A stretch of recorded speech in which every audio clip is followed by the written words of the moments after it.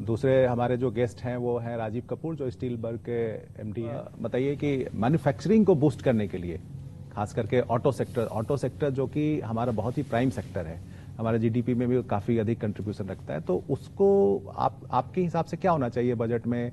क्या उम्मीद कर रहे हैं कि जिससे मैन्युफैक्चरिंग बूस्ट हो, ऑटो का, हेलमेट का, ऑटो एक्सेसरीज का?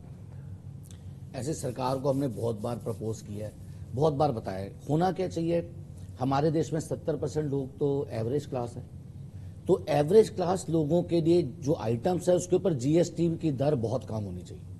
नहीं, लेकिन यहाँ पर हम बजट की बात कर रहे हैं ना, यहाँ तो जीएसटी काउंसिल नहीं, उससे क्या होगा जी कि जब चीजें सस्ती होंगी तो उनकी डिमांड ज्यादा होगी, और जितने रिच क्लास पीपल है उनके ऊपर जीएसटी बढ़ा देना चाहिए। सॉरी, मेरा गला बड़ा खराब है। गवर्नमेंट को क्या करना चाहिए जी, हर डिस्ट्रिक्ट में उनको लेबर इंटेंसिव इंडस्ट्री की स्कीम्स देनी चाहिए कि आप हर डिस्ट्रिक्ट में लेबर इंटेंसिव मैन्युफैक्चरिंग यूनिट्स लगाएं। आप कहें कि जी जो 5000 लोगों की इंडस्ट्री लगाएगा हम उसको 100% जीएसटी की रिबेट देंगे, 100% इनकम टैक्स की रिबेट देंगे, और जीएसटी का वो यहाँ बजट में सरकार से आप क्या उम्मीद कर रहे हैं कि ऑटो सेक्टर को अगर कोई बूस्ट मिलता है तो इससे मैन्युफैक्चरिंग को फायदा मिलेगा, रोजगार को फायदा मिलेगा? ऐसे सब चीजें बढ़ेंगी तभी जब रोजगार होगा, जब लोगों की कमाई होगी। सरकार इतना कुछ बांट रही है पर पैसा कहां से आएगा? हम 1.3 बिलियन पॉपुलेशन, जब तक सारे लोग काम नहीं करेंगे तो इंडिया कैसे ग्रो करेगा? तो बात तो यह है कि कमाई कैसे बढ़ेगी लोगों की? लोग तभी खर्चेंगे जब कमाई बढ़ेगी, तो कमाई की तरफ ध्यान देना चाहिए गवर्नमेंट। नहीं, कमाई के लिए सरकार दे रही है ना, किसानों को पैसा दे रही है, पर वो पैसा आएगा कहां से जी? आज देखिए आप, चाइना 60% एक्सपोर्ट करता है पूरे वर्ल्ड की, पर हम क्या करते हैं, हम सारा माल चाइना से इंपोर्ट कर रहे हैं आज। तो हमारे पास पैसा कहां से आएगा? पैसा तभी आएगा जब हम इंडस्ट्रियल हब बनेंगे। नहीं तो हम बजट में कई ऐसी घोषणाएं हो सकती है जिससे हम रॉ मटेरियल को सस्ता करेंगे और फिनिश्ड प्रोडक्ट्स को महंगा करेंगे। और आज आप देखो जी, हिंदुस्तान में क्राइम बढ़ता जा रहा है डे बाय डे। क्यों बढ़ रहा है? क्योंकि लोग काम ही नहीं कर रहे, इजी मनी आ रहा है, चेन स्नैचिंग हो रही है, क्राइम डे बाय डे बढ़ रहा है। नहीं, लेकिन आप जैसा कह रहे हैं, रोजगार बहुत ही अहम मुद्दा है। सोलर इंफ्रास्ट्रक्चर को बढ़ाने के लिए जो है वो इंसेंटिव देने की बात हो रही है, तो आपको लगता है कि कमिंग डेज में सोलर भी जो है वो एक बहुत बड़ा फील्ड बनने जा रहा है रोजगार के लिए और इन्वेस्टमेंट के लिए? ऐसे सोलर बहुत बड़ा फील्ड बनेगा, इसमें कोई दो राय नहीं है, पर उसको लगाएगा कौन? सोलर जो है जी वो बहुत एक्सपेंसिव है, कोई सस्ता तो है नहीं। सोलर बिजली की दर तो अब ₹2.5 प्रति यूनिट हो गई है। वो तो रनिंग कॉस्ट, पर उसको एक बार लगाने की जो कॉस्ट है, इन्वेस्टमेंट कॉस्ट तो बहुत हाई है ना उसकी। तो कोई भी इंसान उसको लगाने से पहले कई बार सोचेगा। तो या तो गवर्नमेंट उसके ऊपर सब्सिडीज दे, पर गवर्नमेंट कितनी सब्सिडीज दे?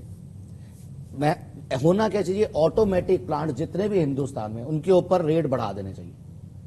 हमें चाहिए हमारा हर हिंदुस्तानी काम करे, हमें चाहिए कि लेबर इंटेंसिव यूनिट्स हर डिस्ट्रिक्ट में लगे। जो 5000 लोग की इंडस्ट्री लगा रहा है उसको 100% जीएसटी की रिबेट, उसको 100% इनकम टैक्स की रिबेट, वो जीएसटी की इनपुट भी ले सकता है। हर डिस्ट्रिक्ट दिल्ली बन जाना चाहिए, हर डिस्ट्रिक्ट एक सिटी बन जानी चाहिए। हमारा हर नागरिक काम कर रहा हो तभी इस देश की तरक्की होगी, नहीं तो ये देश नहीं बढ़ सकता जी। एग्रीकल्चर से और सर्विस इंडस्ट्री से कोई भी कंट्री सुपर पावर नहीं बन सकती।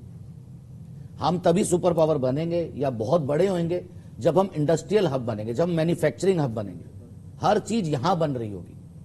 अच्छा कपूर साहब, मैं आपको सच बात बताऊं, मैं इन सब बातों से बिल्कुल एग्री नहीं हूं, बिल्कुल भी।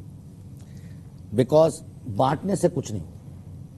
नरेगा हम दे रहे लोगों को, तो हम उनको बेकार ही बना रहे हैं। अगर मुझे घर बैठे बैठे फ्री पैसे मिलेंगे तो मैं काम ही क्यों करूंगा? तो हम जितना पैसा बांटेंगे लोगों में, उतना हम उनको और नकारा करेंगे। तो क्या करना चाहिए उस पैसे का?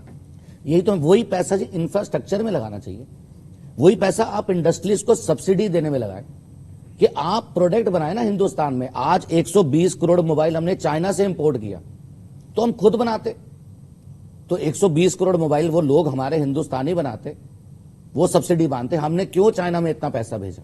सारे इलेक्ट्रॉनिक, सारे टॉय इंडस्ट्री खत्म होगी हिंदुस्तान की। तो बांटने से कुछ नहीं होगा जी, बांटने से हिंदुस्तान नहीं बढ़ेगा। जब यहां सारे लोग काम करेंगे, इंडस्ट्रीज लगेंगी, हम मैन्युफैक्चरिंग हब बनेंगे, तभी कुछ होगा, तभी प्रॉपर्टी भी बढ़ेगी, तभी रियल एस्टेट भी बढ़ेगा। नहीं अभी, अच्छा अभी सरकार ने कहा कि हमारा पेंशन में योगदान ज्यादा होगा, अभी घोषणा की गई है बजट में। तो इससे आप जैसे लोग जो हैं वो प्रोत्साहित होंगे, जो नए लेबर को आप रोजगार दें और उनको लाएं, इससे क्या फर्क पड़ेगा? इससे नहीं, पर ऐसा जी पेंशन, अभी जैसे भाई साहब ने बोला कि बहुत सारी कंट्रीज बैंकरप्ट हो गई, ग्रीस का ये हाल है, बहुत सारी countries because of the social security की वजह से बैंकरप्ट, उनके पैसे नहीं थे देने के लिए। तो अगर हम बांटते जाएंगे तो हमारे पास आएगा कहां से? इनपुट तो होनी बहुत जरूरी है जी, बहुत इंपॉर्टेंट है। दूसरा, आज भी गवर्नमेंट में पेंशन स्कीम तो है ही, जो हम पीएफ ईएसआई वगैरह देते हैं उनको बाद में पेंशन तो मिलती हैं, पर कितने लोगों को मिलती है ये भी आप देखिए, कितने लोगों को। अब सबके अकाउंट खुलने शुरू हुए हैं, पर गवर्नमेंट को जी सबसे पहले ब्लैक मनी बंद करना चाहिए, दैट इज मोर इंपॉर्टेंट, ताकि रियल पिक्चर तो सामने आए कि कंट्री की रियल पिक्चर क्या है।